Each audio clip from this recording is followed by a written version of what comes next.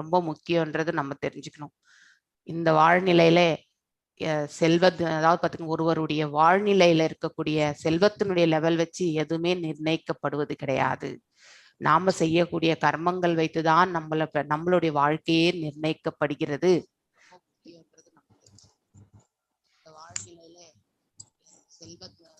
ஒருவருடைய வாழ்நிலையில இருக்கக்கூடிய செல்வத்தினுடைய லெவல் எது இம்பார்ட்டன்ட் அப்படிங்கிறத தெரிஞ்சுட்டோம்னாக்கா அதன் வழி செல்வது என்பது உசிதமான செயலாக கருதப்படுகிறது. நீங்க எல்லாரும் கூட வாழ்க்கையில எது உங்களுக்கு ஏற்றது என்பதை அந்த டிஸ்கிரிமினேஷனை ஃபர்ஸ்ட் பண்ணணும். Discrimination is not the good criteria. இருந்தாலுமே நல்லது எது கெட்டது எதுன்னு தெரியாமலே நம்ம செயல்படும் பொழுது அது ரொம்பவுமே நமக்கு தவறான ஒரு வழிபாதையாக அமைந்து விடுகின்றது. அதனாலதான் நல்வழி எது அப்படிங்கறத நம்ம கண்டிப்பா புரிந்து கொள்ள வேண்டும். பிளைண்டா நம்மளுடைய காரியங்களை செய்யக்கூடாது. எல்லாருக்கும் ஹரே கிருஷ்ணா. நான் இப்ப ஸ்கிரீன் ஷேர் பண்றேன். இன்னைக்கு 32வது ஹரே கிருஷ்ணா பிரபு 32வது ஸ்லோகத்திலிருந்து நாம் இன்னைக்கு ஆரம்பிக்க போறோம். இந்த சாப்டர் ரொம்ப ஸ்லோகங்கள் பெரிய பெரிய ஸ்லோகங்களா இருக்கு.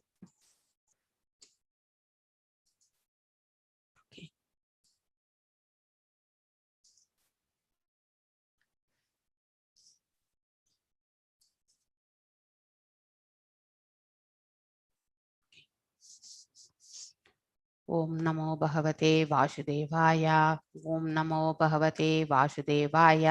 ओम नमो भगवते वासुदेवाय। ओम अज्ञानतिमिरान्धस्य ज्ञानाञ्जनशलाकया चक्षुरुन्मीलितं येन तस्मै श्रीगुरवे नमः। श्रीचैतन्यमनोभीष्टं स्थापितं येन भूतले स्वयं रूपा कदा माह्यं तदा स्वापदण्डिकं। हे कृष्णा करुण सिन्धु दीनबन्धु जगत्पते गोपेशा गोपिका कांत राध कांत नमस्तुते। तप्त कांचन गौरंगी राधे वृंदावनेश्वरी वृषभानुसुते देवी प्रणमामि हरिप्रिये। वाञ्छकल्पदारुभ्यश्च कृपसिन्धुभ्य एव च पतितानां पावनेभ्यो वैष्णवेभ्यो नमो नमः। जय श्री कृष्ण चैतन्य प्रभु नित्यानंद श्री अद्वैत गदाधर श्रीवासदि गौरभक्तवृंदा। हरे कृष्णा कृष्ण कृष्ण हरे हरे हरे राम राम राम हरे हरे। எல்லாருக்கும் வணக்கங்கள், வந்தனங்கள். நம்ம இன்னைக்கு 32வது ஸ்லோகத்துக்கு வந்திருக்கோம். ஒரு நிமிடம். ஐ திங்க் பாகவதம் ஸ்லோகம் ஒன்று இருக்கு. ஸ்ரீமத் பாகவதம் பிரேயர். நாராயணம் நமஸ்துப்யம். ஸ்ரீமத் பாகவதம்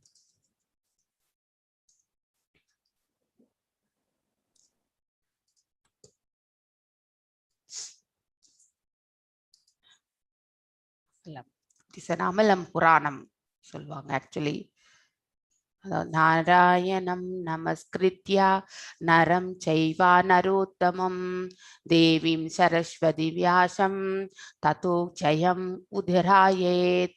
शृण्वत्तम् स्वाकथा कृष्ण अष्टप्रायेषु भद्रेषु नित्यं भागवत सेवया भगवती उत्तम श्लोके भक्तिर्भवति नैष्टुकी. हरे कृष्ण. हरे कृष्णा. நீங்க அப்படி பிரேயர்ஸ் வேற மாதிரி கொடுத்திருக்காரு. Okay, no problem, it's okay. இது ஒரு இந்த ஸ்டான்ஸாவை மட்டும் எந்த ஸ்லோகன்றது கொஞ்சம் சொல்லுமா? எனக்கு ஒரு ஸ்லோகம் தான் நான் ஞாபகம் வச்சிருக்கேன். I will send it to you, ma'am. I will WhatsApp it to you. Hare Krishna. Hare Krishna.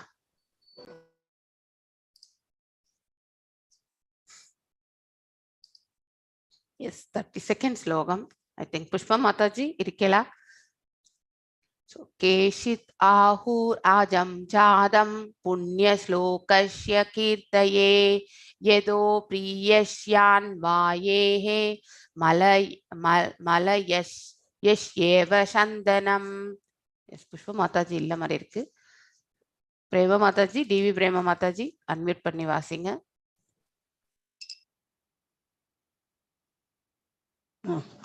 हरे कृष्ण माताजी. हरे कृष्णा.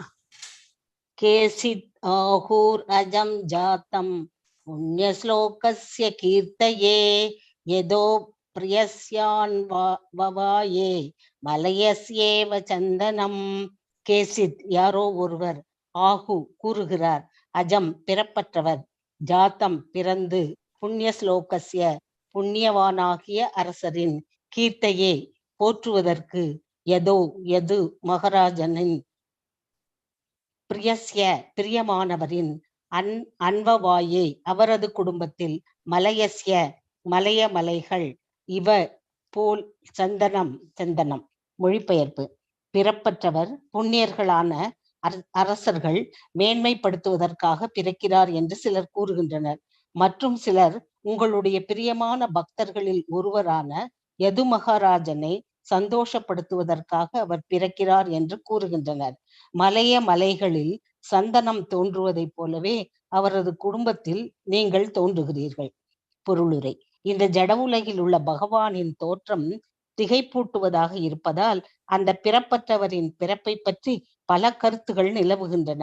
பகவான் சிருஷ்டிகளுக்கெல்லாம் இறைவனாகவும் பிறப்பற்றவராகவும் இருந்த போதிலும் இந்த ஜட உலகில் தாம் பிறப்பதாக பகவத்கீதையில் பகவான் கூறுகிறார்.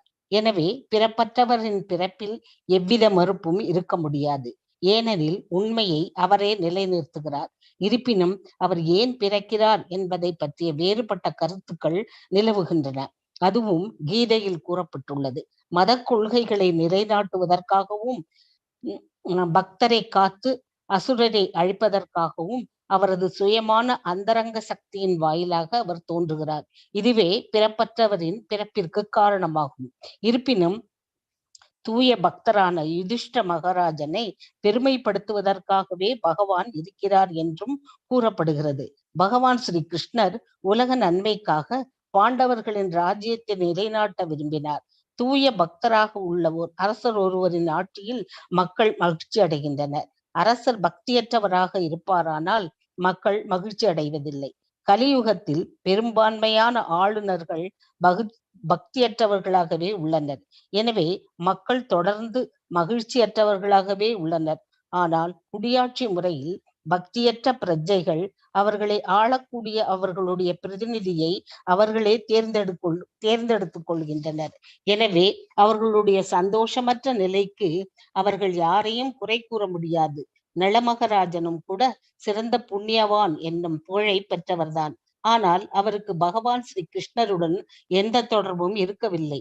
எனவேதான் யுதிஷ்ட மகாராஜன் இங்கு பகவான் ஸ்ரீ கிருஷ்ணரால் புகழப்பட வேண்டியவராக ஏற்றுக்கொள்ளப்படுகிறார். யது வம்சத்தில் பிறப்படுத்ததன் வாயிலாக பகவான் யது மகாராஜனை ஏற்கனவே பெருமைப்படுத்திவிட்டார். யாதவ, யதுவீர, யதுநந்தன முதலான பெயர்களால் பகவான் அறியப்பட்ட போதிலும் அத்தகைய கடமை உணர்ச்சிகளிலிருந்து அவர் எப்பொழுதும் சுதந்திரமானவராகவே இருக்கிறார். அவர் மலைய மலைகளில் வளரும் சந்தன மரங்களை போன்றவராவார். மரங்கள் எங்கும் எல்லா இடங்களிலும் வளரக்கூடியவை. எனினும் சந்தன மரங்கள் பெரும்பாலும் மலை பிரதேசங்களில் வளர்கின்றன என்பதால் சந்தனக்கட்டை என்னும் பெயரும் மலைய மலைகளும் ஒன்றோடொன்று சம்பந்தப்பட்டவையாகும். ஆகவே முடிவு என்னவெனில் பகவான் சூரியனை போல் பிறப்பற்றவராவார். இருப்பினும் கீழ் திசையில் சூரியன் உதயமாவதைப் போலவே பகவானும் தோன்றுகிறார். சூரியன் ஒருபோதும் கீழ் திசைக்கு சொந்தமானதல்ல. அதே போலவே பகவானும் ஒருவருக்கும் மகன் அல்ல, ஆனால் அவரே அனைத்திற்கும் தந்தையாவார். ஹரே கிருஷ்ணா மாதாஜி. ஹரே கிருஷ்ணா. இங்கே குளோரிபிகேஷன் ஆஃப் த பார்த்தீங்கன்னாக்கா பகவானுடைய அவருடைய பிறப்பு எவ்வாறு இந்த பிரபஞ்சத்தில் ஏற்படுகின்றதோ அதை பற்றியான ஒரு புகழாரங்களை இங்கே சொல்லப்படும். பகவான் எதற்காக இந்த லோகத்தில் அவதரிக்கிறார் அப்படிங்கறத நம்ம 4வது அத்தியாயத்துல பகவத்கீதையில ரொம்ப அற்புதமாக படிச்சிருக்கோம். 3 காரணங்கள். ஒன்று பாத்தீங்கன்னாக்கா அதர்மத்தை அழிப்பதற்காக. 2வது பாத்தீங்கன்னாக்கா அதாவது பாத்தீங்கன்னாக்கா சமய கோட்பாடுகள் தர்மத்தை நிலைநிறுத்துவதற்காகவும். 3வது பாத்தீங்கன்னாக்கா பக்தர்களை ரட்சிப்பதற்காக. இந்த பக்தர்களை ரட்சிப்பதற்காக தான் அவருடைய that is the first highest priority reason அவர் இந்த பிரபஞ்சத்திற்கே வருவது. ஏன்னா இங்கே பக்தர்களும் இருக்கிற, அதாவது அதர்மமும் இருக்கின்றது, தர்மமும் இருக்கின்றது, இரண்டும் கலந்து இருக்கக்கூடியது தான் இந்த பிரபஞ்சம். ஆனா எப்பொழுது அதர்மத்தின் கை மேலோங்குகின்றதோ அப்பொழுது அதர்மத்தை அழிப்பதற்காகவும் தர்மத்தை ரட்சிப்பதற்காகவுமே வந்து பகவான் இந்த பிரபஞ்சத்தில் அவதரிக்கிறார். அப்படிங்கிற அந்த உண்மையை வந்து பாத்தீங்கன்னாக்கா நம்ம வந்து பகவத்கீதையிலேயே நம்ம படிச்சிருக்கோம். மேலும் அதற்கான இன்னும் சப்போர்ட்டிவ் இதுதான் இந்த ஸ்லோகத்துல வந்து நம்ம வந்து இது பகவானுடைய அந்த குல வம்சத்தினுடைய அவர் பிறவி எடுத்திருக்கக்கூடிய அந்த பிறப்பெடுத்திருக்கக்கூடிய அந்த எதுகுல வம்சத்தை பற்றி பாத்தீங்கன்னாக்கா புகழாரங்கள். ஆனால் உண்மையிலே பாத்தீங்கன்னாக்கா அவர் இந்த பிரபஞ்சத்தில் அவர் தோன்றினாலும் இப்ப நம்ம சூரியன் பாத்தீங்கன்னாக்கா கிழக்குல தான் டெய்லி உதிக்கிறான், நமக்கு கிழக்கு அது. ஆனா உண்மையிலே அவர் சூரியன் வந்து கிழக்குல உதிக்கிறதும் இல்லை, மேற்குல மறையறதும் கிடையாது. ஸோ அந்தந்த தேசங்களுக்கு ஏற்றவாறு அந்த லொகேஷனுக்கு ஏற்றவாறு தான் நமக்கு அது தெரியறது. அப்படி இந்த பக்கம் சூரியன் வந்து மேற்குல மறையும் பொழுது அது வந்து வேற பக்கம் இருக்கக்கூடிய நாட்டுக்கு வந்து அது கிழக்காகவே அமைகின்றது. ஸோ அவங்களுக்கு பாத்தீங்கன்னாக்கா அதாவது 24/7 சூரியன் வந்து பாத்தீங்கன்னாக்கா எல்லார் இடத்துலயுமே அவர் இருக்கார். ஆனா நமக்கு என்ன தெரியறதுனாக்கா காலையில சூரியன் வந்து உதிக்கின்றான், ஈவினிங் ஆனா மறைகின்றான் என்றது நம்மளுடைய வழக்கம். ஆனா உண்மையிலே சூரியன் உதிப்பதும் இல்லை, மறைவதும் கிடையாது. ஸோ அவனுடைய சஞ்சாரம் நடந்து கொண்டே இருக்கின்றது. அது போலதான் பகவானும் பாத்தீங்கன்னாக்கா இந்த குலத்தில் வந்து அவதரித்தார் என்று நாம நினைக்கிறோம். உண்மையிலே பாத்தீங்கன்னாக்கா அவர் எங்கேயுமே வந்து அவதரிப்பது என்பதை விட அவர் எல்லா இடங்களிலும் எப்பொழுதும் இருக்கின்றார் என்பதுதான் நாம புரிந்து கொள்ள வேண்டிய உண்மை. ஸோ அதை சொல்லக்கூடிய அந்த கான்செப்ட் தான் இந்த ஸ்லோகமே. கேஷ்சித் ஆஹூர் அஜம் ஜாதம் புண்ணிய ஸ்லோகஸ்ய கீர்த்தையே யதோஹ பரிஷ்யான் வயயே. ஸோ மலைய யஷ்யவே சந்தனம், அதாவது மலைகளில் பாத்தீங்கன்னாக்கா சந்தன செடி பாத்தீங்கன்னாக்கா எல்லா இடங்களிலுமே வளராது ஆக்சுவலி.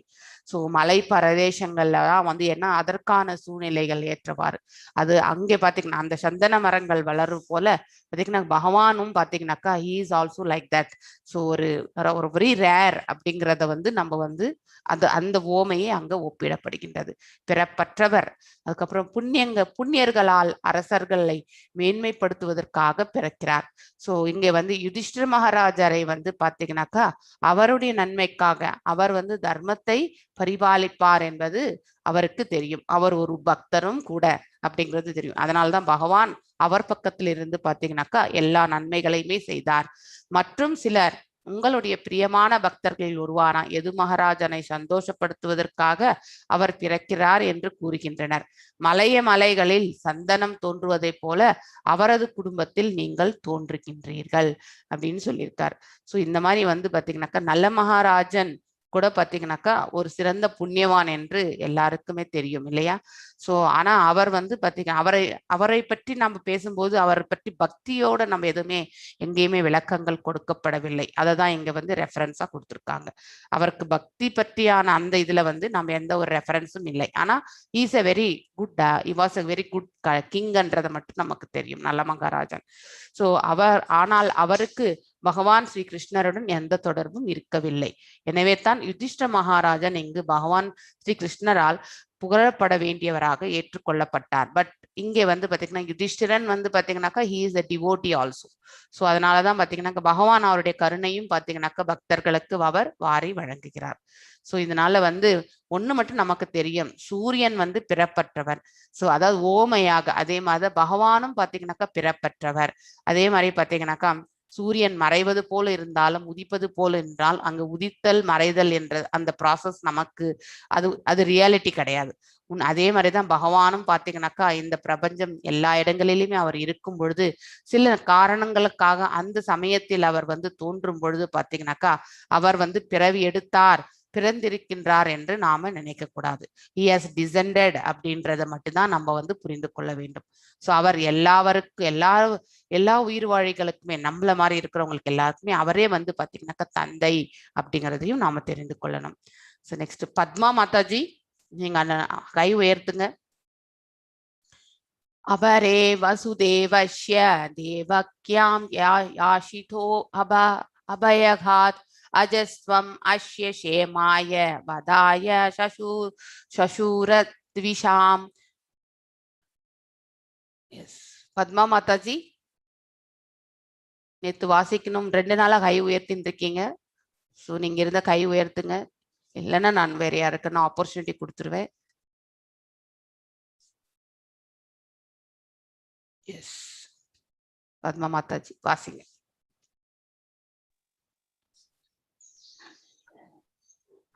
அபரே அபரே வாசுதேவஸ்ய தேவக்யாம் யாஷிதோ அப்யகாத் அஜஸ்வம் அஷ்ய தேஷேமாய வதாயஷ சூர விஷாம். எஸ் வாசிங்க. 33rd ஸ்லோகம்.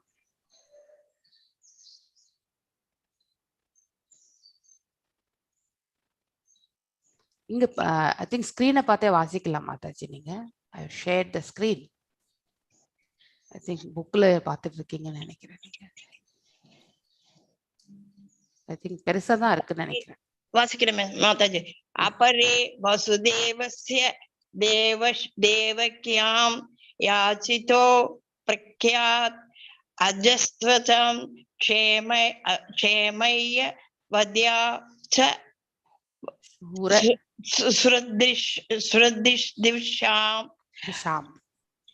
அபரே மற்றவர்கள் வசுதேவரின் தேவக்யாம் தேவகியின் யாசித்த வேண்டியதால் அபியகாத் பிறந்தீர்கள். அஜ பிறப்பற்றவரான திவம் தாங்கள் அஸ்ய அவருடைய க்ஷேமாய நன்மைக்காக வதாய கொல்லும் நோக்கத்திற்காக ச மேலும் சுரத்விஷாம் தேவரிடம் பொறாமை கொண்டவர்கள். மொழிபெயர்ப்பு. வசுதேவர் மற்றும் தேவகி ஆகிய இருவரும் உங்களுக்காக பிரார்த்தனை செய்ததால் அவர்களுடைய மகனாக நீங்கள் பிறந்தீர்கள் என்று மற்றவர்கள் கூறுகின்றனர். சந்தேகமின்றி தாங்கள் பிறப்பற்றவர்கள். எனினும் அவர்களுடைய நன்மைக்காக தேவர்களிடம் பொறாமை கொண்டுள்ளவர்களை அழிப்பதற்காகவும் நீங்கள் பிறக்கிறீர்கள். பொருளுரை. வசுதேவரும் தேவகியும் அவர்களது முற்பிறவியில் சுதபா பிருஷ்ணி என்னும் பெயர்களுடன் பிறந்திருந்தனர். அப்பொழுது பகவானை தங்களது மகனாக பெறுவதற்கு அவர்கள் கடும் தவங்களை இயற்றினர். இதன் பலனாக அவர்கள் அவர்களது மகனாக தோன்றினர் என்றும் கூறப்படுகிறது. அசுரர்களை அல்லது நாசிரியர்களை அழிப்பதற்காகவும் உலக மக்களின் அனைவரின் நன்மைக்காகவும் பகவான் தோன்றுகிறார் என்று பகவத்கீதையில் ஏற்கனவே கூறப்பட்டுள்ளது. ஹரே கிருஷ்ணா மக்கள். ஹரே கிருஷ்ணா. அபரே வசுதேவஸ்ய தேவக்யாம் யாஷிதோ அப்யகாத் அஜஸ்வம் அஸ்ய சேமாய வதாயஷ சூரத்விஷாம். அதாவது பாத்தீங்கன்னாக்கா வசுதேவர் மற்றும் தேவகி ஆகிய இருவருமே பாத்தீங்கன்னாக்கா அவர்களுடைய பிரார்த்தனைனாலதான் பாத்தீங்கன்னாக்கா இந்த பிறவில அவர்களுடைய மகனாக நீங்கள் அவதரித்தீர்கள் என்று கூறுகின்றனர். சந்தேகமின்றி தாங்கள் பிறப்பற்றவர்தான். எனினும் அவர்களுடைய நன்மைக்காகவும் தேவர்களையும் யார் பொறாமை கொள்கிறார்கள், அதாவது பாத்தீங்கன்னாக்கா அசுர குணமுடையவர்கள் தான் தேவர்களை பார்த்து பொறாமை கொள்வார்கள். அவர்களை அழிப்பதற்காகவும் தான் நீங்கள் பிறக்கிறீர்கள் என்று இந்த ஸ்லோகத்தின் வாயிலாக பார்த்து அந்த மொழிபெயர்ப்புல வருகின்றது. வசுதேவரும் தேவகியும் பாத்தீங்கன்னாக்கா முந்தைய பிறவில சுதபா மற்றும் பிருஷ்ணி என்ற பெயர்களுடன் பிறந்திருந்தார்கள். அப்ப கடுந்தவம் புரிந்திருந்தார்கள். அதாவது அவர் பகவானே தனக்கு மகனாக பிறக்க வேண்டும் என்ற கடுந்தவங்கள் ஏற்றினர். அதன் பலனாக தான் அவர்களுக்கு இந்த ஜென்மத்துல பாத்தீங்கன்னாக்கா அவருடைய மகனாக பிறப்பதற்கான மார்க்கத்தை பகவான் வழங்கினார். ஆனா உண்மையிலே பகவான் அதாவது பாத்தீங்கன்னாக்கா டிவோட்டீஸ், அதாவது தூய பக்தர்களை பாத்தீங்கன்னாக்கா ரட்சணை செய்வதற்காக அந்த சமயத்துல மத கோட்பாடுகளை எல்லாம் நிலைநிறுத்துவதற்காகவும் தர்மத்தை ரட்சிப்பதற்காகவும் அதர்மத்தை அழிப்பதற்குமாக தான் இந்த லோகத்துல வருகிறார் அப்படிங்கறத நாம் தெரிந்து கொள்கின்றோம். எஸ், விஜய நாராயணி மாதாஜி. நெக்ஸ்ட் ஸ்லோகம். धारण्ये भुवो नाव इवोदधौ सीधन्या पूरि भारेण जादो हि आत्मभुवार्तिदः. यस हरे कृष्णा माताजी. हरे कृष्णा. पारावधारणा यान्ये भुवो नाव इवोदधौ सीधन्त्या भूरि पारेण जातो हि आत्मभुवार्तिदः.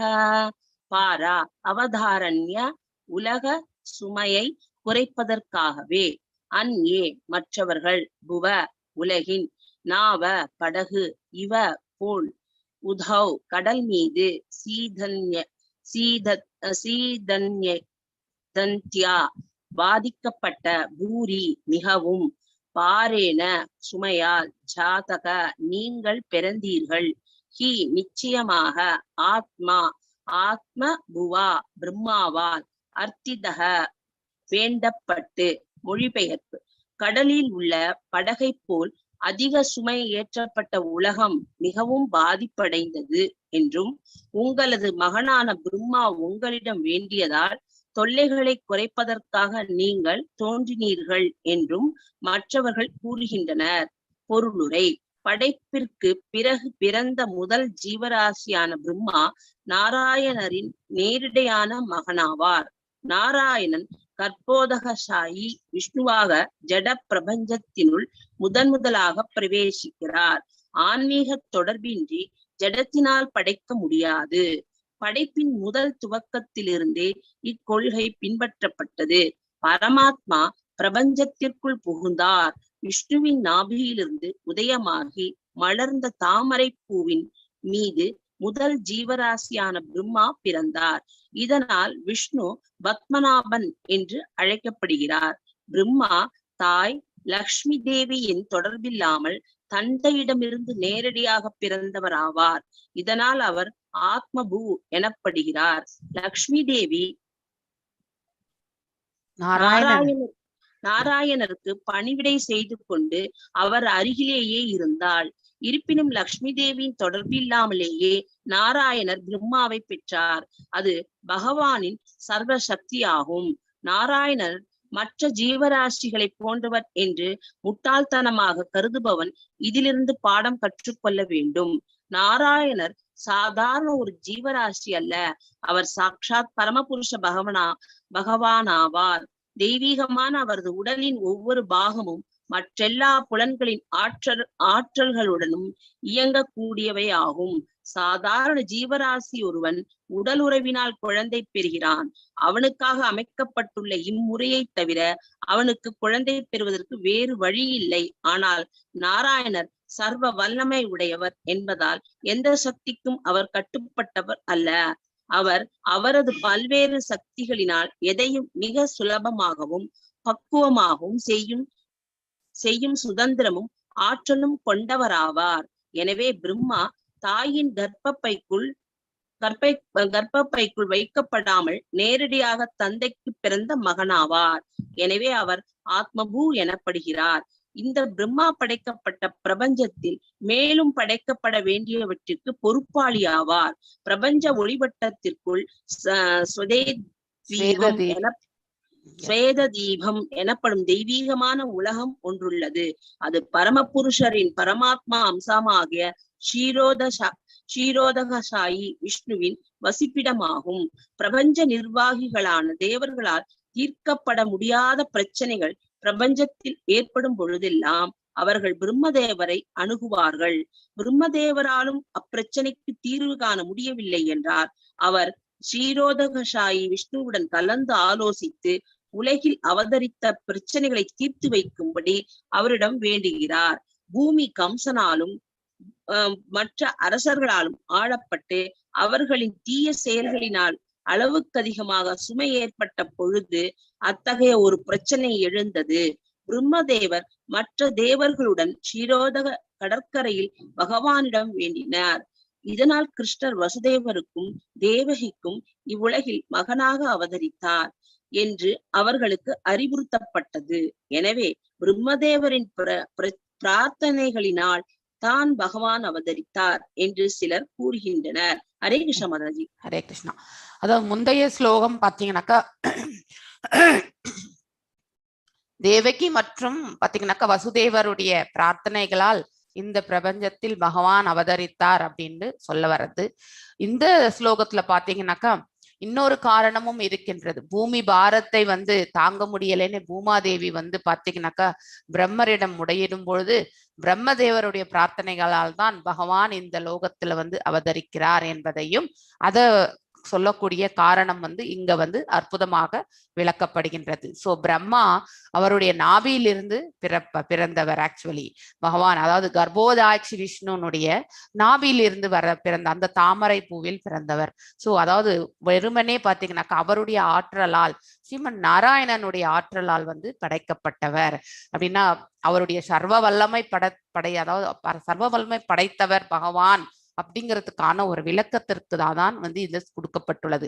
இது பகவானின் சர்வ சக்தியாகும்.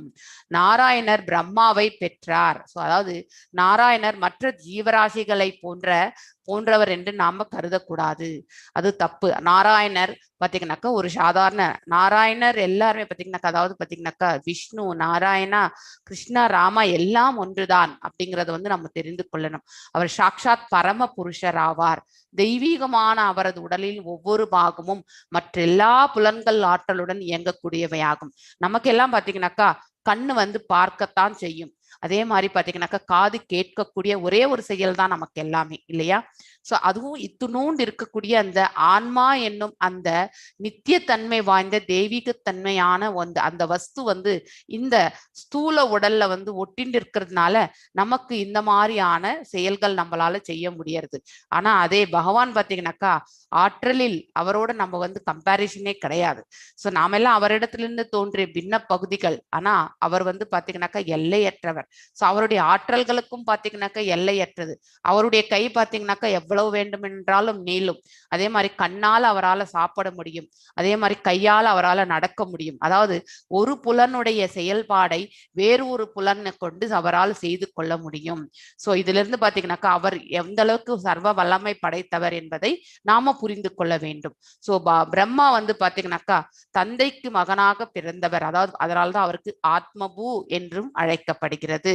சோ இப்போ ஒரு பிரபஞ்சத்துல, இந்த பிரபஞ்சத்துல ஏற்படக்கூடிய சங்கடங்கள் பாத்தீங்கன்னாக்கா ஏற்படும் பொழுது தேவர்கள் எல்லாம் யாரிடம் போய் முறையிடுவார்கள் என்றால் பிரம்மரிடம் போய் முறையிடுவார்கள்.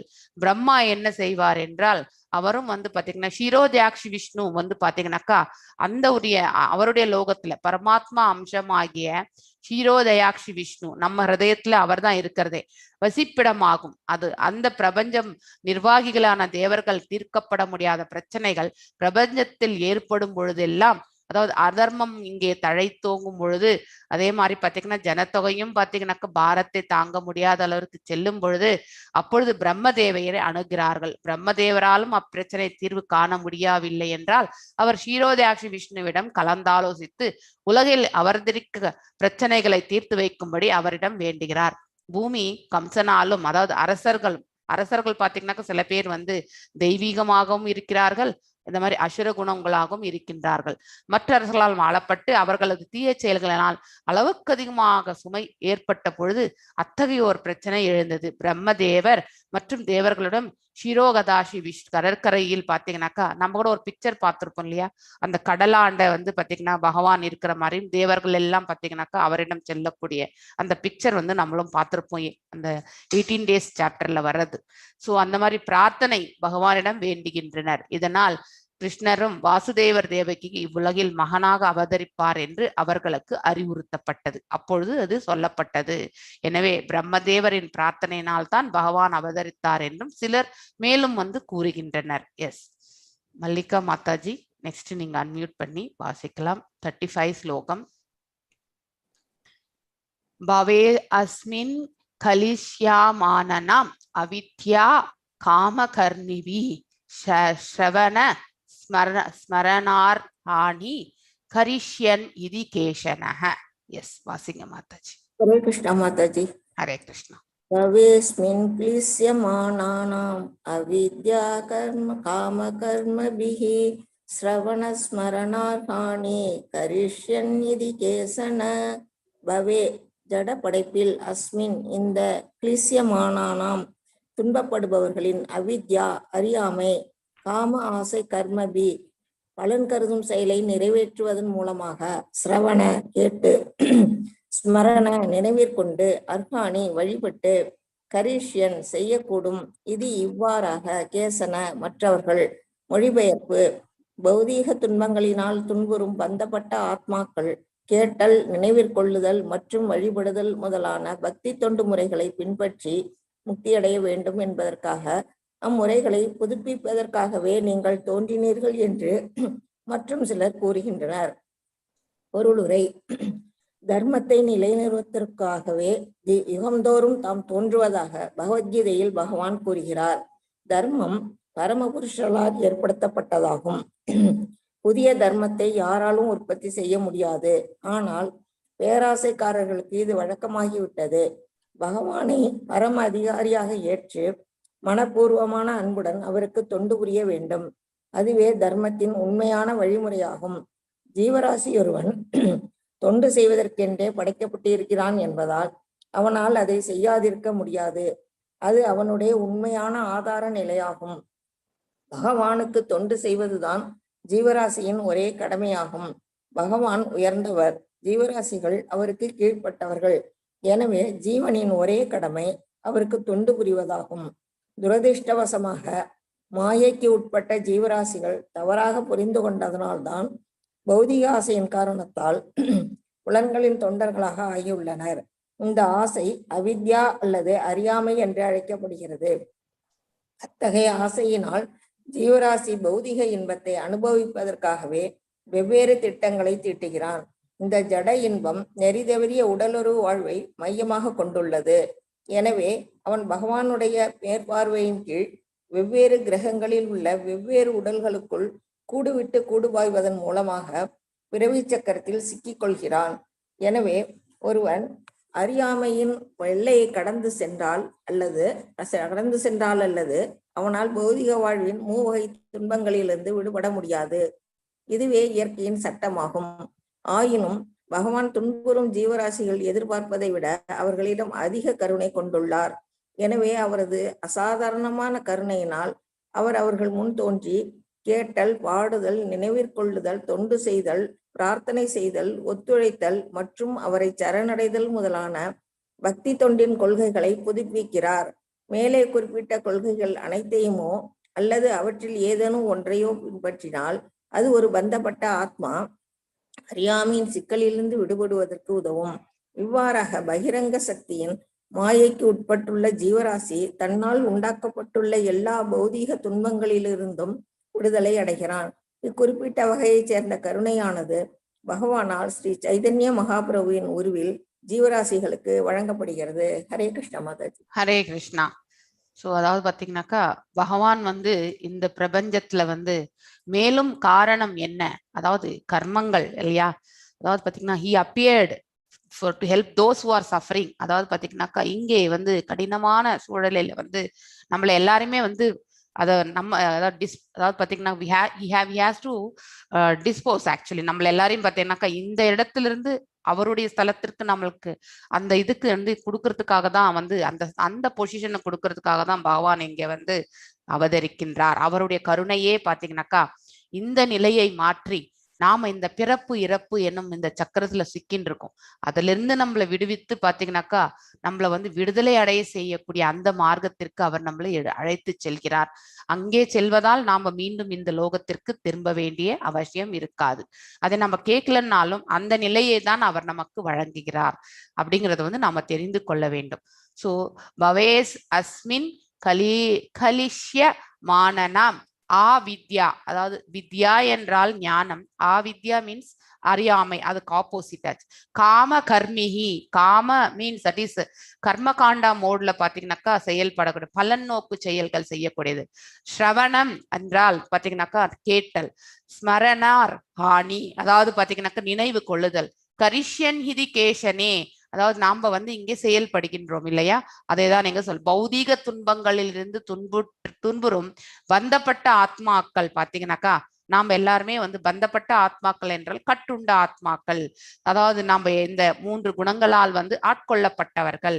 அப்படிப்பட்ட நாம வந்து நவவித பக்தியில பாத்தீங்கன்னாக்கா ஸ்ரவணம், அதாவது கேட்டல், அதுக்கப்புறம் ஸ்மரணம், அது பாத்தீங்கன்னாக்கா நினைவில் கொள்ளுதல் மற்றும் வழிபடுதல் முதலியான பக்தி தொண்டு முறைகளை பின்பற்றி முக்தி அடைய வேண்டும் என்பதற்காக பாத்தீங்கன்னாக்கா அம்முறைகளையே புதுப்பிப்பதற்காகவே நீங்கள் தோன்றுகிறீர்கள் என்று மற்றும் சிலர் கூறுகின்றனர்.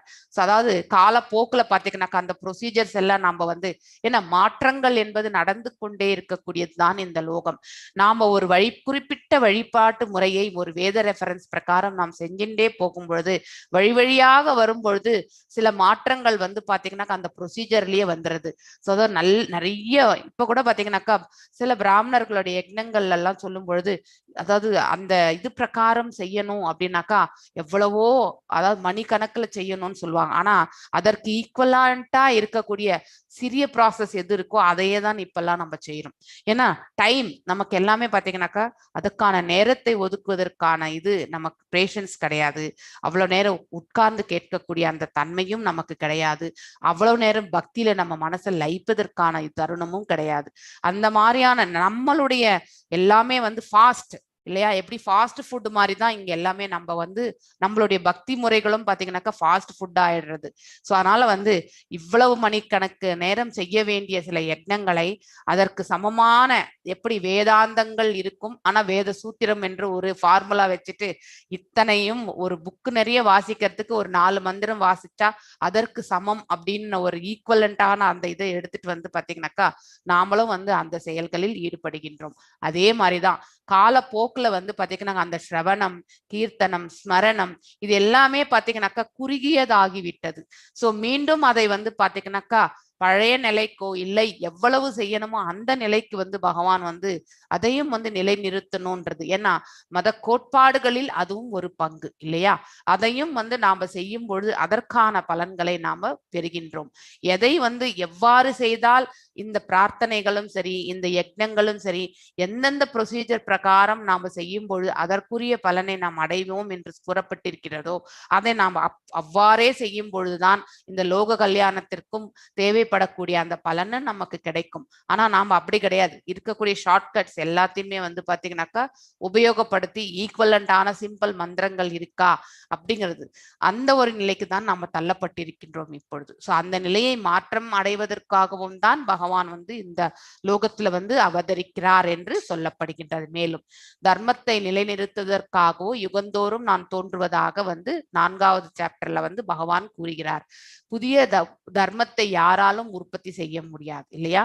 என்ன தர்மம் ஆல்ரெடி பகவானால் படைக்கப்பட்டதோ அதையே வந்து ரிஜினிவேட்டிங், அதாவது பாத்தீங்கன்னாக்கா மறைந்து போன அந்த காலப்போக்குல மறைந்து போன அந்த இதெல்லாமே சம்பிரதாயங்கள் எல்லாமே பாத்தீங்கன்னாக்கா மீண்டும் அதை புதுப்பிப்பு, அதாவது எது தேவை இந்த மனித சமுதாயத்திற்கு என்பதை பகவானுக்கு தெரியும்.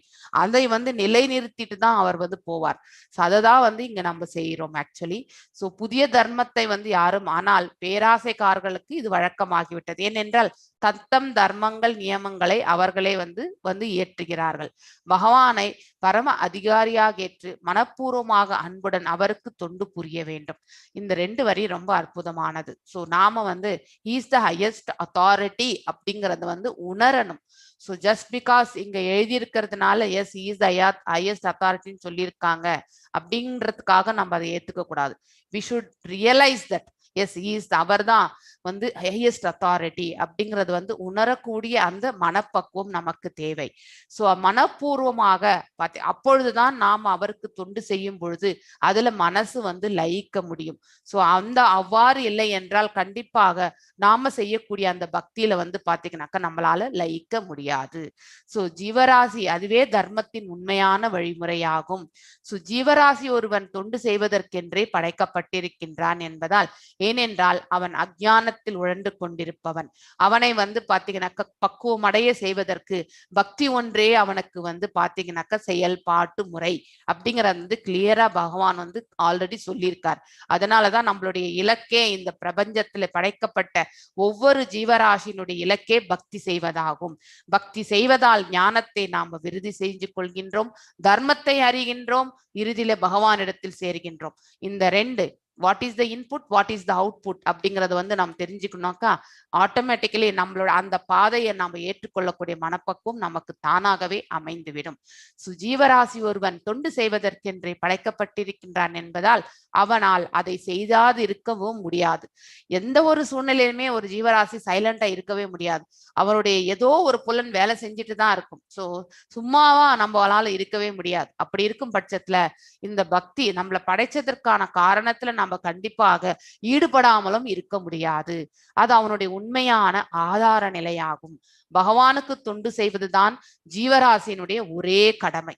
இதை நீங்க எல்லாருமே டபுள் அண்டர்லைன் பண்ணி எங்கேயாவது ஒரு கோட்பாடாகவும் ஒரு ப்ராவபாக கூட உங்க வீட்டுல வந்து நீங்க எழுதி வச்சுக்கலாம். So it is very important. நம்மளுடைய கடமையே வந்து பாத்தீங்கன்னாக்கா பகவானுக்கு தொண்டு செய்வதுதான். சோ பகவான் உயர்ந்தவர், நாம் எல்லாருமே அவருக்கு கீழ்ப்பட்டவர்கள் தான்.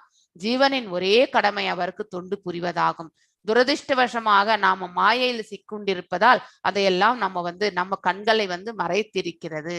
சோ தவறாக புரிந்து கொண்டதால் தான் பௌதிக ஆசையின் காரணத்தால் புலன்களின் தொண்டர்களாக நாம் ஆகிவிட்டோம். நாம பகவானுடைய தொண்டர்களாக ஆகாமல் இந்த புலன்கள் எதெல்லாம் விரும்புகின்றதோ இந்த பௌதிக இயற்கையில அதற்கு நாம தொண்டு செய்கின்றோம். அதனால்தான் அந்த ஆசையை தான் ஆவித்யா அல்லது அறியாமை என்று அழைக்கப்படுகின்றது. அத்தகைய ஆசையினால் ஜீவராசி பௌதிக இன்பத்தை அனுபவிப்பதற்காக வெவ்வேறு திட்டங்களை தீட்டுகிறார் இல்லையா? நாம் எல்லாமே பிளான், ஸ்ட்ராட்டஜி எல்லாமே போடுறோம். நம்ம எப்படி இதை பாத்தீங்கன்னாக்கா ஃபார் எக்ஸாம்பிள் ஒரு வஸ்துவை நாம மேனுஃபேக்சரிங் பண்ணணும்னு நினைச்சா கூட ஒரு ப்ராஜெக்ட் மேனேஜ்மெண்ட் எடுத்துட்டீங்கன்னாக்கா அந்த ப்ராஜெக்ட் மேனேஜ்மெண்ட்ல ஃபர்ஸ்ட் ஸ்லாட்டே என்ன இருக்கும்னாக்கா ரிக்குவயர்மெண்ட்ஸ் கேதரிங் அப்படின்வாங்க. என்னென்ன தேவை அப்படிங்கறது அதுக்கே ஒரு டீம் உட்கார்ந்துருக்கும். அந்த ரிக்குவயர்மெண்ட் கேதரிங் எல்லாம் முடிச்சு அடுத்த டீமுக்கு கொடுப்பாங்க. அவங்க என்ன பண்ணுவாங்கன்னாக்கா they will develop the plan. அது எப்படியெல்லாம் நம்ம செயல்படுத்த முடியும்ட்டு ஒரு டெவலப்மெண்ட் பிளான் ரெடி பண்ணுவாங்க. அதுக்கப்புறம் பாத்தீங்கன்னாக்கா ப்ராடக்ட் டிசைன் பண்ணுவாங்க. ஸோ இந்த எல்லாமே இன்கிரீடியன்ஸ் எல்லாம் வந்தாச்சு. அதுக்கடுத்து ப்ராடக்ட் டிசைன் ஃபேஸுக்கு எடுத்துட்டு போவாங்க. டிசைன்ல இருந்து பாத்தீங்கன்னாக்கா இம்ப்ளிமெண்டேஷன் ஃபேஸ் பண்ணீங்கன்னாக்கா ப்ராடக்ட் டெவலப்மெண்ட். அதுதான் பாத்தீங்கன்னாக்கா அதற்கு எவ்வாறு நம்ம அதை ரெடி பண்றது, மேனுஃபேக்சரிங் பண்றது, அந்த இடத்துக்கு அந்த மேனுஃபேக்சரிங் பிளான்ட்டுக்கு அது போகும். அதுக்கப்புறம் ப்ராடக்ட் டெவலப்மெண்ட் ஆன பிறகு பாத்தீங்கன்னாக்கா குவாலிட்டி செக்குக்கு அனுப்புறாங்க.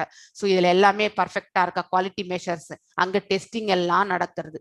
அந்த டெஸ்டிங் எல்லாம் பாஸ் பண்ண பிறகு பார்த்தீங்கன்னா அந்த ப்ராடக்டை மார்க்கெட்லயே விடுறாங்க.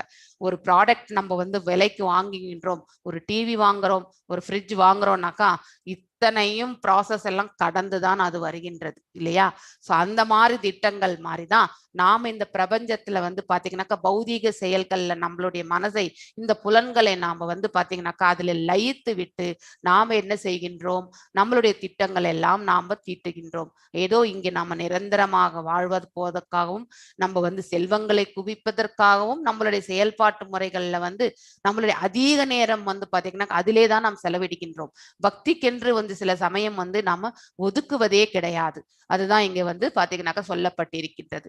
அத்தகைய ஆசைனால் ஜீவராசி பாத்தீங்கன்னாக்கா பௌதீக இன்பம் அதனுடைய அவுட்கம் பாத்தீங்கன்னாக்கா பணம் சம்பாதிக்கிறது. பணத்தினால் நாம் எதையுமே பெற முடியும் என்ற அந்த அகங்காரமும் நமக்கு மேலோங்குகின்றது. சோ வெவ்வேறு திட்டங்களை தீட்டுகின்றான். இந்த ஜட இன்பம் நெறி தவறிய உடலறிவு வாழ்வை அமைய மையமாக கொண்டுள்ளது இல்லையா? இந்த உடலால் பாத்தீங்கன்னாக்கா நமக்கு என்ன சுகங்கள் வருகின்றதோ அதனால் நாம ஈர்க்கப்படுகின்றோம்.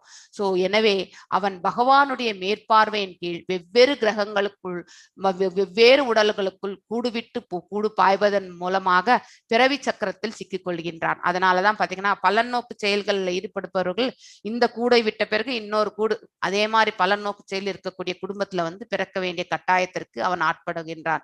ஏனென்றால் அவனுடைய இலக்கே இங்க பௌதீக செயல்கள் மேல அவனுடைய செயல்பாடுகள் அமைந்திருப்பதால். எனவே ஒருவன் அறியாமையின் எல்லையை கடந்து சென்றால் அல்லாது அவனால் பௌதிக வாழ்வின் மூவகை துன்பங்களிலிருந்து விடுபட முடியாது. ஆதி ஆத்மிகம், ஆதி பௌதிகம், ஆதி தெய்வீகம். இத்தகைய துன்பங்களில் இருந்து பாத்தீங்கன்னாக்கா அவனால் வெளியில வரவே முடியாது. இதுவே இயற்கையினுடைய சட்டமாகின்றது. ஆயினும் பகவான் துன்புறும் ஜீவராசிகள் எதிர்பார்ப்பதை விட அவர்களிடம் அதிக கருணை.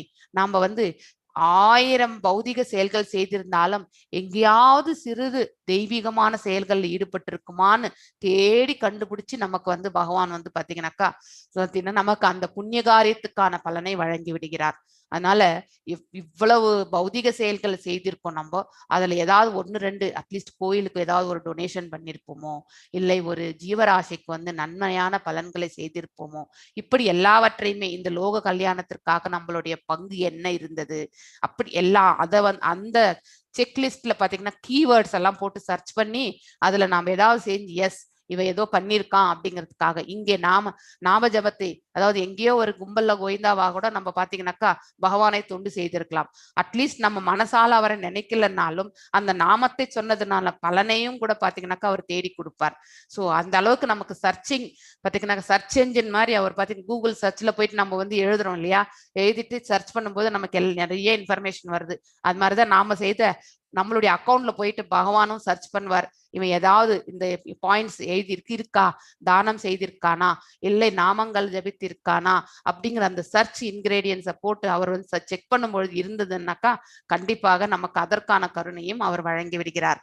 அவரது அசாதாரணமான கருணை, அதாவது காஸ்ட்லெஸ் மெர்சி, அவர்கள் மீது முன் தோன்றி கேட்டல், அது நவவித பக்தி. இதுல ஏதாவது ஒண்ணு செஞ்சிருந்தா கூட நமக்கு வந்து பாத்தீங்கன்னாக்கா பகவான் நம்ம அவருடைய கருணை கொடுக்கின்றார்.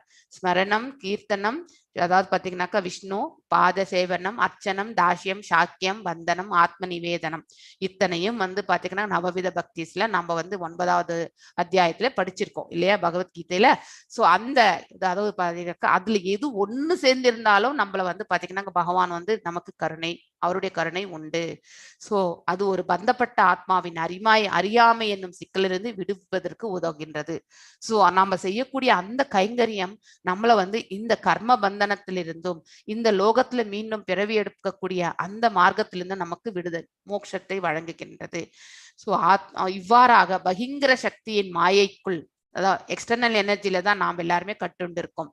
ஜீவராசி தன்னால் உண்டாக்கப்பட்டுள்ள எல்லா பௌதிக துன்பங்களிலிருந்து விடுதலை அடைகின்றான். இக்குறிப்பிட்ட வகையை சேர்ந்த கருணையானது பகவானால் ஸ்ரீ சைத்தன்ய மகாபிரபுவின் உருவில் ஜீவராசிகளுக்கு வழங்கப்படுகின்றது. அதாவது சங்கீர்த்தன மூமெண்ட்டை வந்து எடுத்துட்டு வந்தவர் சைத்தன்ய மகாபிரபு. ஸோ அதாவது அட்லீஸ்ட் நாம ஜபங்கள் வந்து பாத்தீங்கன்னாக்கா நமக்கு வந்து விடுதலை அளிக்கும் என்பதை வந்து சைத்தன்ய மகாபிரபு தான் அந்த இயக்கத்தை வந்து தொடங்கி வைத்தார். ஸோ இது நம்ம எல்லாருக்குமே வந்து நன்மையை வழங்கக்கூடியது அப்படிங்கிறத வந்து இந்த ஸ்லோகத்துல விளக்க உரையில வந்து பிரபுபாதர் ரொம்ப அற்புதமாக விளக்கியிருக்கிறார். பிரியா பாலாஜி மாதாஜி நீங்க அன்மியூட் பண்ணி வாசிங்க. ஸோ இன்னைக்கு இந்த ஸ்லோகத்தோட நம்ம முடிக்கலாம். ஸோ 36th ஸ்லோகம். ஸ்ருண்வந்தி காயந்தி கிருணந்தி அபிக்ஷணஹ ஸ்மரந்தி நந்தந்தி தவேஹிதம் ஜனாஹ தா ஏவ பஷ்யந்தி அசிரேன தாவகம் பவ பிராப்யோ யோக பரமம் பதாம்புஜம். எஸ் பிரியா பாலாஜி மாதாஜி. ஹரே கிருஷ்ணா மாதாஜி. ஹரே கிருஷ்ணா. शृण्वन्ति गायन्ति कृणन्ति अभिष्णशः स्मरन्ति नन्दन्ति तवेहितं जनाः स एव पश्यन्ति असिरेण तावकं भव प्रवाहो परमं पदाम्बुजम्.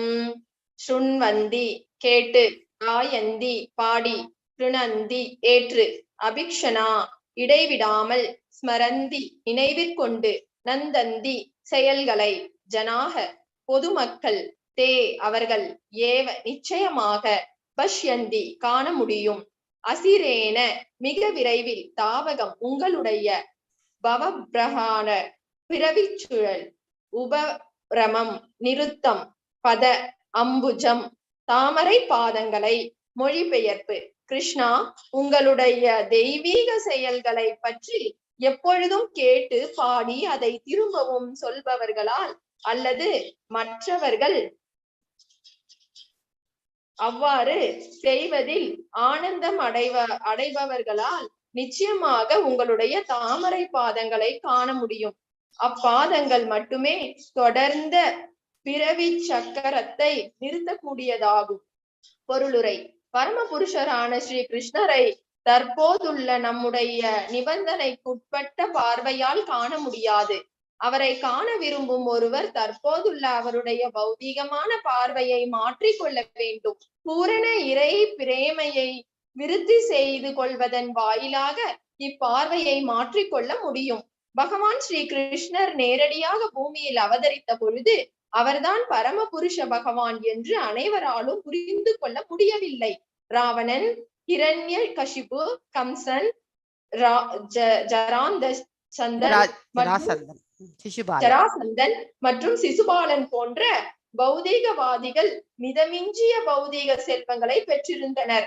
ஆனால் அவர்களால் பகவானின் மதிப்பை சரியாக உணர்ந்து கொள்ள முடியவில்லை. ஆகவே பகவான் நம் கண்ணெதிரிலேயே இருந்தாலும் தேவையான பார்வை இல்லாமல் அவரை நம்மால் காண இயலாது. தேவைப்படும் இத்தகுதியானது சரியான வேத நூல்களில் இருந்து பகவானை பற்றி கேட்பதில் இருந்து துவங்கும் பக்தி தொண்டு முறையினால் மட்டுமே விருத்தி அடையக்கூடியதாகும். பொதுமக்களால் பொதுவாக கேட்டு படித்து திரும்பவும் கூறப்படும் பிரபலமான நூல்களில் பகவத்கீதையும் ஒன்றாகும். ஆனால் கேட்பது முதலான இத்தகைய முறைகளினால் பக்தி தொண்டு செய்யப்பட்ட போதிலும் அவ்வாறு செய்பவரால் பகவானை நேருக்கு நேர் காண முடிவதில்லை என்பதை நாம் அனுபவத்தில் காண்கிறோம். காரணம் என்னவெனில் முதல் நிலையான ஸ்ரவணம் மிக முக்கியமாகும்.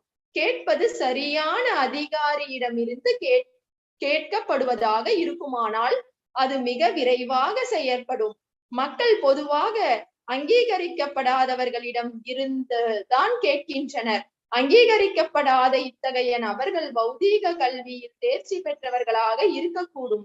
ஆனால் பக்தி தொண்டின் கொள்கைகளை அவர்கள் பின்பற்றுவதில்லை என்பதால் அவர்களிடமிருந்து கேட்பது நேரத்தை வீணாக்குவதாகும். சில சமயங்களில் அவர்களது சொந்த நேரங்களுக்கும் பொருந்தும் வகையில் சாஸ்திரங்கள் திரிந்து கூறப்படுகின்றன.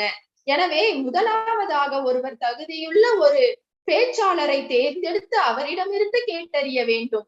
கேட்கும் முறை பூரணமும் பக்குவமும் உள்ளதாக இருக்குமானால் மற்ற முறைகள் தானாகவே பூரணமானவை ஆகின்றன. பகவானுக்கு செய்யப்படும் தெய்வீக தொண்டுகள் வெவ்வேறானவையாகும். அவற்றில் ஒவ்வொன்றும் விரும்பிய பலனை அளிக்கக்கூடியதாகும். ஆனால் செவி சாய்க்கும் முறை பூரணமானதாக இருக்க வேண்டும். பாகவதத்தில் உள்ள பகவானின் செயல்கள் பாண்டவர்களுடன் அவர் மேற்கொண்ட விவகாரங்களில் இருந்து துவங்குகின்றன. அரசர்களுடனும் மற்றவர்களுடனும் பகவான் மேற்கொண்ட பல லீலைகளும் கூட உள்ளன. மேலும் அவரது மாதுரிய பக்தர்களான கோபியர்களுடனும் துவாரகையில் அவரது மனைவியர்களுடனும் அவர் மேற்கொண்ட தெய்வீகமான விவகாரங்கள் 10வது காண்டத்தில் குறிப்பிடப்பட்டுள்ளன. பகவான் பரிபூரணமானவர் என்பதால் அவரது ஒவ்வொரு விவகாரத்தின் தெய்வீக தன்மையிலும் எந்த வேறுபாடும் இல்லை. ஆனால் சில சமயங்களில் தவறான முறையில் பாகவதத்தை கேட்பவர்கள் கோபியர்களுடனான பகவானின் விவகாரங்களை பற்றி கேட்பதில் அதிக ஆர்வம் கொள்கின்றனர். இத்தகைய ஆர்வம் கேட்பவரின் காம உணர்வுகளையே சுட்டி காட்டுகிறது. எனவே பகவான் விவகாரங்களை பற்றி பேசும் தகுதியுள்ள பேச்சாளர் ஒருவர் இத்தகைய பேச்சுக்களை ஒருபோதும் கேட்கவே மாட்டார். ஸ்ரீமத் பாகவதத்திலோ அல்லது பிற சாஸ்திரங்களிலோ உள்ள பகவானின் லீலைகளை பற்றி ஒருவர் முதல் துவக்கத்தில் இருந்து கேட்டறிய வேண்டும். செவி சாய்ப்பவர் படிப்படியான முன்னேற்றத்தின் வாயிலாக பக்குவத்தை அடைய அது உதவும். ஆகவே பாண்டவர்களுடனான அவரது விவகாரங்கள் கோபியர்களுடனான அவரது விவகாரங்களை போல் அவ்வளவு முக்கியமானவை அல்ல என்று ஒருவர் கருதக்கூடாது. பகவான் எல்லா பௌதீக பற்றிலிருந்து முற்றிலும் விடுபட்டவர் என்பதை நாம் எப்பொழுதும் நினைவில் கொள்ள வேண்டும். மேற்குறிப்பிடப்பட்ட பகவானின் எல்லா விவகாரங்களிலும் அவரே கதாநாயகராவார். எனவே அவரை பற்றியோ அவரது பக்தர்களை பற்றியோ அல்லது அவருடன் சண்டை செய்பவரை பற்றியோ கேட்பது ஆன்மீக வாழ்வுக்கு உதவி செய்வதாகும். வேதங்கள், புராணங்கள் போன்றவை அனைத்தும் பகவானுடனான நமது மறந்த உறவை புதுப்பிப்பதற்காகவே உண்டானவை என்று கூறப்படுகிறது. இவ்வெல்லா சாஸ்திரங்களையும் கேட்டறிவது முக்கியமாகும். ஹரே கிருஷ்ணா மாதாஜி. ஹரே கிருஷ்ணா. சோ இதுல ஒண்ணு நமக்கு தெரியக்கின்றது என்னவென்றால், ஃபர்ஸ்ட் ஸ்லோகத்தை வாசித்து விடலாம். ஸ்ருண்வந்தி காயந்தி கிருணந்தி அபிக்ஷணச ஸ்மரந்தி நந்தந்தி நவேஹிதம் ஜனாக ததேவ பஷ்யந்தி அசிரேன தாவகம் பவ பிராவயோ பரமம் பதாம்புஜம். அதாவது பாத்தீங்கன்னாக்கா இந்த நவவித பக்தினுடைய அதாவது இம்பார்ட்டன்ஸ் அதை பத்தி இங்க சொல்லப்படுது. சொல்பவர்களும் பாத்தீங்கன்னாக்கா ஸ்ரத்தையோட சொல்ல வேண்டும். அவர்களும் பாத்தீங்கன்னாக்கா ஒரு அங்கீகரிக்கப்பட்டவராக இருக்க வேண்டும். ஏன்னா இந்த ப்ராசஸ் எல்லாம் ஃபாலோ பண்றவங்களா இருக்கணும். அதுக்கு தான் பாத்தீங்கன்னாக்கா இந்த 18 days கிளாஸஸ் கூட பாத்தீங்கன்னாக்கா தட் இஸ் இது கிரைட்டீரியா. யார் வேணாலும் வந்து பகவத்கீதையை வந்து சொல்ல முடியாது. ஸோ அதுக்குன்னு ஒரு அதாவது 4 ரெகுலேஷன்ஸை ஃபாலோ பண்ணணும்னு சொல்லுவாங்க. 16 ரவுண்ட்ஸ் மகாமந்திர ஜபத்தை கண்டிப்பாக நம்ம செய்யணும்னு சொல்லியிருக்காங்க. That is one of the rule இங்கே. ஸோ டீச்சர்ஸா இருக்கிறவங்க வந்து பாத்தீங்கன்னாக்கா இதை வந்து ஃபாலோ பண்ணணும்ன்றது மிக முக்கியமான ஒன்று. அந்த ஏன்னா அவர்களை வந்து தூய்மைப்படுத்துவது இது எல்லாமே. அவர்களும் தூய்மையாக இருந்து சொல்வதால் அந்த சொல்லக்கூடிய அந்த சப்தத்திற்கு வந்து பாத்தீங்கன்னாக்கா அதற்கும் வந்து பாத்தீங்கன்னாக்கா ஒரு வேல்யூ இருக்கின்றது. அந்த பக்தியோட ஸ்ரத்தையோட வந்து சொல்லக்கூடிய அந்த சப்தம் வந்து பக்தர்களுடைய மனசுல போய் நன்னா பதியணும். ஸோ அந்த பதியணும்னாக்கா நமக்கு அந்த பக்தியினுடைய பிரபாவம் அந்த பேச்சிலே வந்து தானாக வெளிப்படும். ஸோ இந்த பிரசங்கங்கள் எல்லாம் சொல்லும் பொழுது பாத்தீங்கன்னாக்கா இதை வந்து நார்மலா இப்ப நானும் சரி ஈவன் ராதிகா ஆல்சோ நாங்க 2 பேருமே பக்தி சாஸ்திரி எல்லாம் பண்ணிட்டு தான் இருக்கோம். ஆனா அதே ஒரு அசைன்மெண்ட் எழுதும் பொழுது நான் இவ்வளவு விளக்கங்களை இங்கே சொல்லும் பொழுது சொல்ல முடியறது. ஆனா அதே வந்து எழுதும் பொழுது பாத்தீங்கன்னாக்கா நம்மளால அதை எல்லாத்தையுமே கோர்வையா எடுத்துட்டு வந்து எழுதுறதுக்கு அவ்வளவு ஈஸியா ஆகிறதே கிடையாது. ஏனென்றால் இங்கே சொல்லப்படும் பொழுது பாத்தீங்கன்னாக்கா அதனுடைய இன்டென்ஷனே வேற. அதாவது அடுத்தவர்களுக்கு நன்மை பயக்க வேண்டும் அப்படிங்கிறதுக்கான சொல்லப்படக்கூடியது. ஸோ இந்த பிரபஞ்சத்திற்கு நன்மை வேண்டும் என்பதற்காக சொல்லப்படுவது. இங்கே சொல்லும் பொழுது பாத்தீங்கன்னாக்கா 2 வார்த்தைகள் அதிகமாக தான் சொல்லணும்னு வருமே ஒழிய எழுதும் பொழுது அத்தனையும் சேர்த்து அங்க வரவே வராது. இது என்னுடைய எக்ஸ்பீரியன்ஸும் சரி, ஈவன் ராதிகாஸ் எக்ஸ்பீரியன்ஸ் ஆல்சோ இதை நான் நிறைய வாட்டி நான் அனுபவிச்சிருக்கேன். ஸோ இங்கே சொல்லப்படும் பொழுது பாத்தீங்கன்னாக்கா அதற்கான இன்டென்ஷன் வேறு. அங்கே பாத்தீங்கன்னா என்னுடைய பரீட்சை அது, ஏன்னா அதுல என்னுடைய பர்சனல் இது இருக்கு இல்லையா. ஆனா இங்கே வந்து பக்தர்களுக்காக சொல்லப்படுவது. அப்போ சொல்லும் பொழுது பாத்தீங்கன்னாக்கா இன்னும் ஒரு 4 வரி இன்னும் டீட்டெயிலா எக்ஸ்பிளைன் பண்ணணும்ன்ற அந்த மனசு வந்து பாத்தீங்கன்னாக்கா அதிலே லயிக்கின்றது. அதனால அது சொல்ல போடும் பொழுது பாத்தீங்கன்னாக்கா பகவான் இதையெல்லாம் சொல்ல வச்சிடறார். ஆனா அங்கே எழுதும் பொழுது பாத்தீங்கன்னாக்கா எஸ் நாம எக்ஸாம் பாஸ் ஒரு ஸ்டூடெண்டா நாம வந்து அங்கே வந்து பாத்தீங்கன்னாக்கா எழுதுகிறோம். ஸோ அந்த மாதிரி இன்டென்ஷன். ஸோ இங்க நம்ம பக்தியோட செய்யக்கூடிய செயல் எல்லாமே பாத்தீங்கன்னாக்கா எது செய்யணுமோ எது சொல்லணுமோ அது தானா எல்லாமே போய் அந்த பக்தர்களுக்கு வந்து சேர்ந்து விடும். அப்படிங்கிறது வந்து இது ஒரு ரியலைசேஷனாவே நான் நிறைய வாட்டி நான் யோசிச்சிருக்கேன். ஸோ செய்வதில் ஆனந்தம் அடைபவர்களால் நிச்சயமாக உங்களுடைய தாமரை பாதங்களை காண முடியும். ஸோ அந்த பகவானுடைய திரு பாதங்களை காணக்கூடிய பாக்கியமும் அவர்களுக்கு கிட்டுகிறது. அப்பாதங்கள் மட்டுமே தொடர்ந்த பிறவி சக்கரத்தை நிறுத்தக்கூடியவையாகும். நம்ம இந்த பிறப்பு இறப்பு என்னும் சக்கரத்திலிருந்து விடுதலை அடையணும்னாக்கா ஒருவர் இந்த பக்தி மார்க்கத்தில் தன்னை எடுத்து செல்லும் பொழுது பகவானுடைய திரு பாதங்களை காணக்கூடிய பாக்கியத்தை அவர்கள் அடைகிறார்கள்.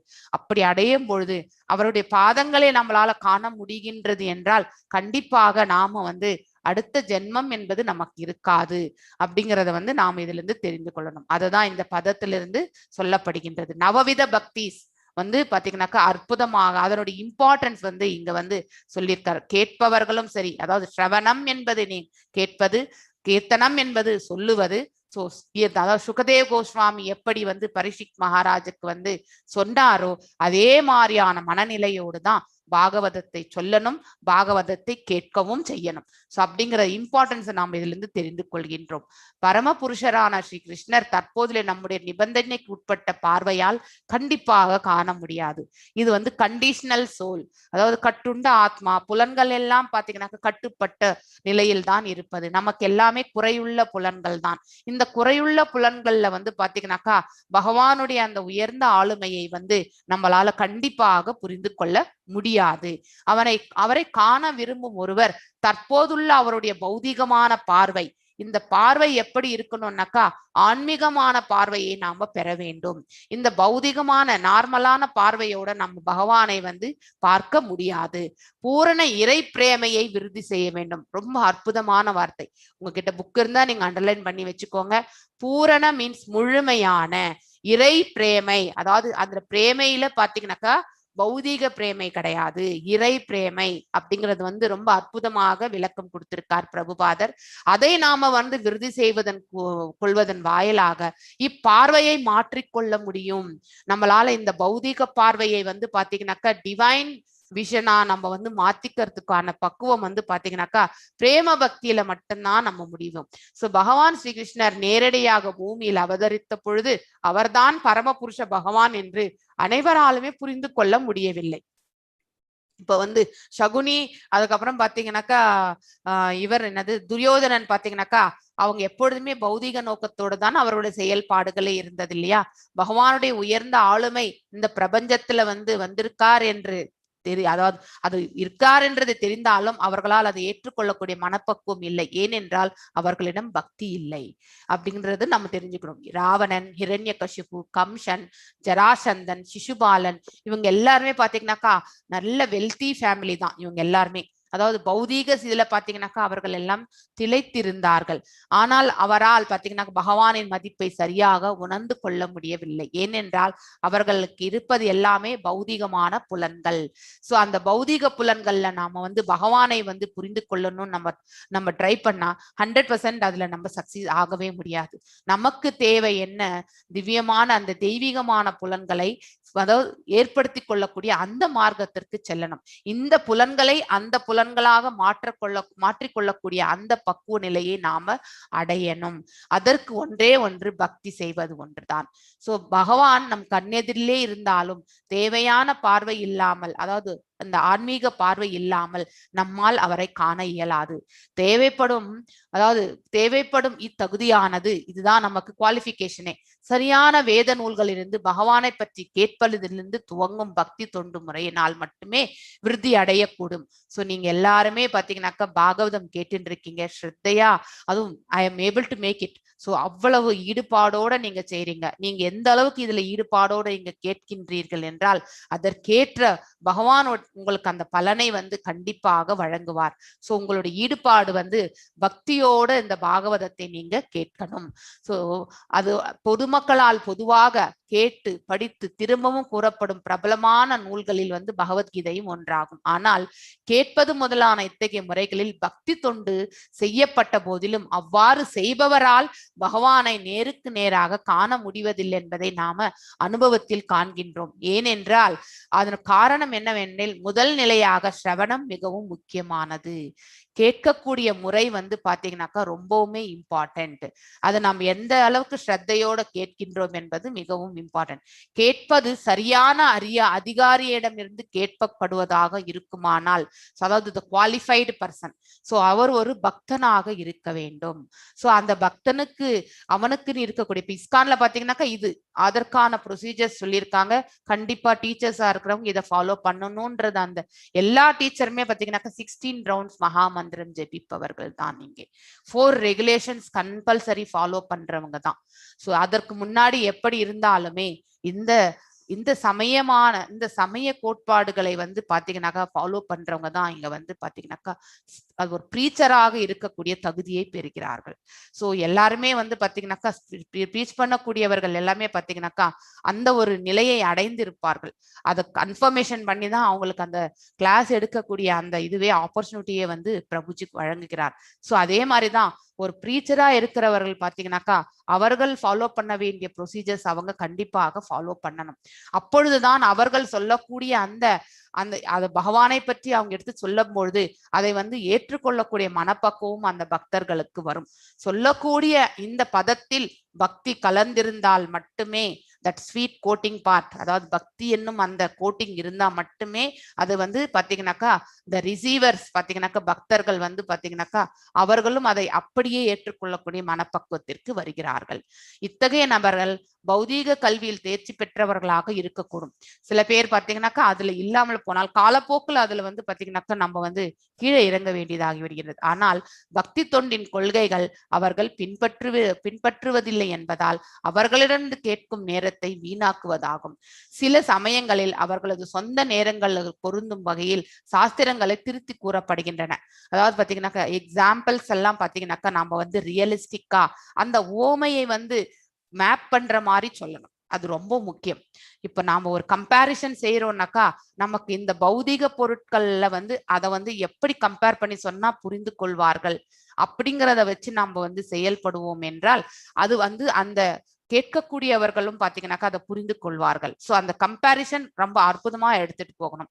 முதலாவதா ஒரு தகுதியுள்ள ஒரு பேச்சாளராக தேர்ந்தெடுத்து அவரிடமிருந்து கேட்டறிய வேண்டும். கேட்கும் முறை பூரணமும் பக்குவமும் உள்ளதாக இருக்குமானால், அதாவது பாத்தீங்கன்னாக்கா கேட்கக்கூடிய அவர்கள், அதாவது பக்தர்கள் கேட்கின்றார்கள், அவருடைய கேட்கும் முறை பாத்தீங்கன்னாக்கா எப்படி இருக்கணும்? ஸ்ரத்தை இருக்கணும், பூரணமும் பக்குவமும்.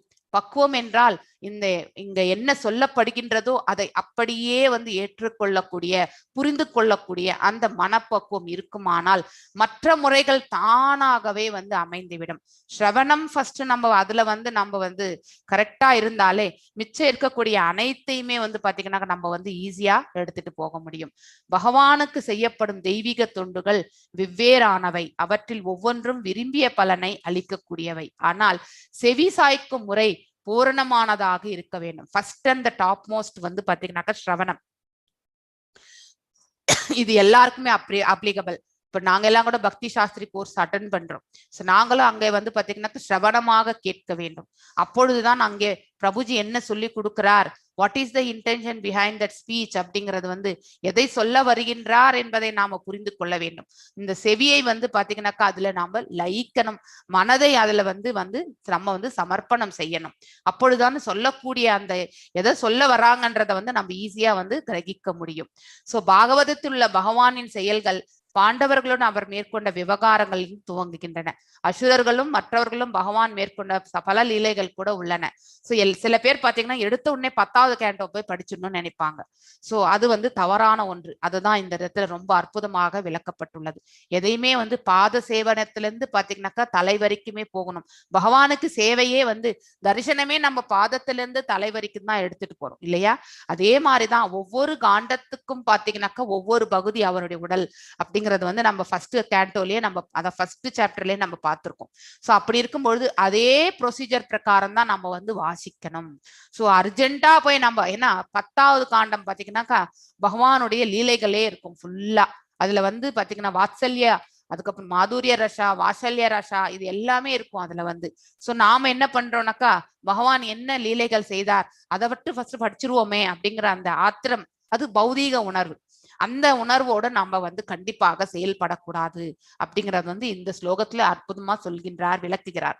சோ ஆனால் பாகவதத்தை பாத்தீங்கன்னாக்கா சில சமயங்களில் தவறான முறையால் பாகவதத்தை, ஏனென்றால் அங்கே பௌதிக, அதாவது விஷன், பௌதிக எண்ணம் கொண்டு பாத்தீங்கன்னாக்கா கோபியர்களுடன் பகவானின் விவகாரங்கள் கேட்பதில் அதிக ஆர்வம் கொண்டுள்ளனர். ஏன்னா அங்கே that is the spiritual nature கிடையாது. அங்கே பாத்தீங்கன்னாக்கா பௌதிகமான புலன்கள் பாத்தீங்கன்னாக்கா செயல்பட ஆரம்பிக்கின்றது. அத்தகைய ஆர்வம் கேட்பவரின் காம உணர்வுகளையே சுட்டி காட்டுகின்றது. சோ அவர்களுடைய மனநிலையை தான் இங்கே பிரபுபாதர் இங்கே விளக்கி இருக்கிறார். எனவே பகவான் விவகாரங்களை பற்றி பேசும் தகுதியுள்ள பேச்சாளர் ஒருவர் இத்தகைய பேச்சுக்களை ஒருபோதும் கேட்கவே மாட்டார். எஸ், ஒரு பேச்சாளர் பாத்தீங்கன்னாக்கா எந்த ப்ரொசீஜர் பிரகாரம் செய்யணுமோ அதுதான் செய்யணும். Yes, we should not go directly to the 10th canto அப்படிங்கிறது இங்க அற்புதமாக சொல்லப்பட்டுள்ளது. ஸோ நெக்ஸ்ட் பாத்தீங்கன்னா பகவான் விவகாரங்களை பற்றி ஸ்ரீமத் பாகவதத்திலோ அல்லது பிற சாஸ்திரங்களிலோ உள்ள பகவானின் லீலைகளை பற்றி ஒருவர் முதல் துவக்கத்திலிருந்து கேட்டறிய வேண்டும். ஃபர்ஸ்ட்ல இருந்து செவி சாய்ப்பவர் படிப்படியான முன்னேற்றத்திற்கான வாயிலாக பக்குவத்தை அடைய முடியும். ஏனென்றால் அவருடைய பௌதீக புலன்கள் இருந்து அவருடைய டிட்டாச்மெண்ட் வரணும். அதுக்கான ஒரு இதுதான் பேஸ் தான் நம்ம எல்லாமே இந்த முதல் கேண்டோ, செகண்ட் கேண்டோ, தேர்ட் கேண்டோல இருந்து போயிட்டே இருக்கோம். நம்ம போகும்பொழுது பாத்தீங்கன்னாக்கா நம்ம மனப்பக்குவத்தை அடைகின்றோம். இந்த மனப்பக்குவம் இருந்தால்தான் அங்க 10வது கேண்டோல படிக்கும் பொழுது பௌதீக விஷன்ல இருந்து பார்க்காமல் ஆன்மீக நிலையிலிருந்து நாம் அதை பகவானுடைய லீலைகளை புரிந்து கொள்ளக்கூடிய மனப்பக்குவம் வரும். சோ அவ்வாறு இல்லாமல் எடுத்த உடனே நாம அதை போய் வாசிச்சோம்னு வச்சுக்கோங்களேன், அதனுடைய இன்டர்பிரிட்டேஷனே பாத்தீங்கன்னாக்கா மாறிவிடும். சோ நாம் எவ்வாறு அதை புரிந்து கொள்ள போகின்றோம் என்ற விதமே மாறிவிடும். சோ அங்கே எந்த ஆங்கிள் சொல்லப்பட்டு எந்த விதத்துல அது சொல்லப்பட்டிருக்கிறதோ அதே விதத்துல நாம பெறணும் என்றால் நாம படிப்படியாக தான் இந்த இதுல முன்னேறி கேட்கும் முறையே நாம எடுத்துட்டு போகணும். சோ நெக்ஸ்ட் பாத்தீங்கன்னாக்கா பகவான் எல்லா பௌதிக பற்றிலிருந்தும் முற்றிலும் விடுபட்டவர் என்பதால் நாம் எப்பொழுதும் நினைவில் கொள்ள வேண்டும். இது ஒண்ணு, he is not a materialistic எந்த விதத்திலுமே அவர் இங்க பந்தப்பட்டவர் கிடையாது. ஜடசக்திகளோட பாத்தீங்கன்னா அவரிடம் பிரிந்து வந்ததுதான் இந்த ஜடசக்திகள்.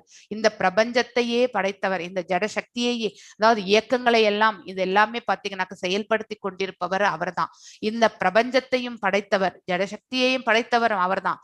ஆனா இதற்கு மேற்பட்டவர் என்பதை நாம புரிந்து கொள்ள வேண்டும்.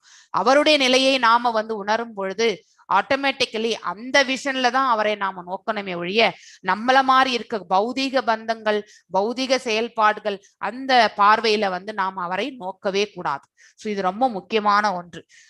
அவரை பற்றியோ அவரது பக்தர்களை பற்றியோ அல்லது அவருடன் சண்டை செய்பவர், அதாவது பாத்தீங்கன்னா அசுரர்களை பற்றியோ பாத்தீங்கன்னாக்கா செய்பவரை பற்றி கேட்பது ஆன்மீக வாழ்வுக்கு இது உதவி செய்யும். சோ எவ்வாறு இருக்கக்கூடாது என்பதற்கு அசுரர்களுடைய வாழ்க்கையினரையும், எவ்வாறு இருக்க வேண்டும் என்பது பக்தர்களுடைய வாழ்க்கையினரையும் பகவான் நமக்கு எடுத்து காட்டுகின்றார். சோ அவரோட அசோசியேஷன்ல செல்லக்கூடிய பக்தர்களுடைய உன்னதமான நிலை என்ன, அதே மாதிரி அவருக்கு நாம பாத்தீங்கன்னா ஆப்போசிட்டா நிற்கும் பொழுது, அதாவது ஒரு அசுரனாக நம்மளுடைய இயல்புகளை நாம் எடுத்து செல்லும் பொழுது நம்மளுடைய இலக்கு என்னவாகின்றது, இதையெல்லாம் அவருடைய அனைத்தும் பகவானுடைய நமது மறைந்த உணர்வு. நாம் எல்லாருமே அவரோடு இருக்கக்கூடிய ரிலேஷன்ஷிப் தான். ஆனா இந்த பௌதீக இயற்கைக்கு வந்த பிறகு அவரோடு இருக்கக்கூடிய சம்பந்தத்தையே நாம மறந்து விடுகின்றோம். எதனால் மறக்கின்றோம்? கட்டுண்ட ஆத்மாவினால், இந்த மாயை என்னும் இந்த உலகத்தில் நாம சிக்கிக் கொள்வதால் நாம அதையெல்லாம் மறக்கும் நிலைக்கு தள்ளப்படுகின்றோம். சோ அந்த உறவை நாம புதுப்பிப்பதற்கே பாத்தீங்கன்னாக்கா இங்கே உண்டாக்கவை. நாம் எல்லாருமே இங்க வந்திருக்கோம் அவருக்கு பக்தி செய்து நாம பாத்தீங்கன்னா அவருடைய பாதங்களை சேர்வதுதான் நம்மளுடைய இலக்கு என்பதை நாம தெரிந்து கொள்ளும். எல்லா சாஸ்திரங்களையும் கேட்டறிவது முக்கியமாகும். சோ கேட்டல் என்பது எவ்வளவு இம்பார்ட்டன்ட் என்பதை, ஸ்ரவணம் இஸ் ஹவு மச் இம்பார்ட்டன்ட் என்பதை இந்த ஸ்லோகத்தின் வாயிலாக அற்புதமாக விளக்கியிருக்கிறார் நம்ம பிரபுபாதர். சோ நான் இன்னைக்கு இதோட